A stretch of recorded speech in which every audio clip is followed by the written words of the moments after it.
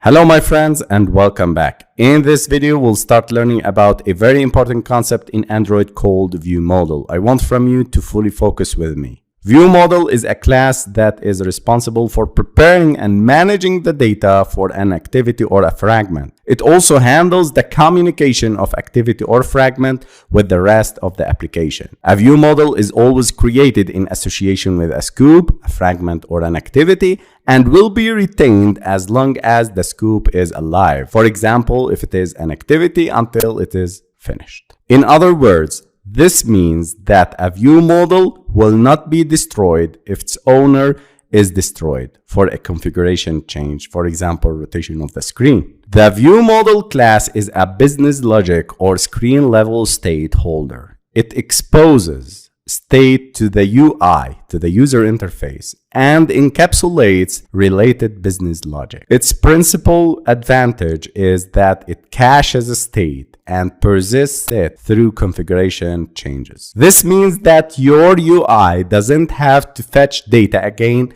when navigating between activities or following configuration changes, such as when rotating the screen. In the next video, we'll take an example about the ViewModel, how to implement a ViewModel in our applications. But let's jump into Android Studio and see what are configuration changes. I created this simple application called ViewModel application, two text views. This is for title and this is the counter. Also, I have a button. I include them inside the layout element and I add build features, the data binding library, to our application. If you face duplicate class error in Android Studio, just add fix duplicate class and this implementation. Sync the project and let's move to the main activity. In the main activity, I created an activity main binding object called main binding and a counter of type integer. Then initialize it and I need to increase the counter by 1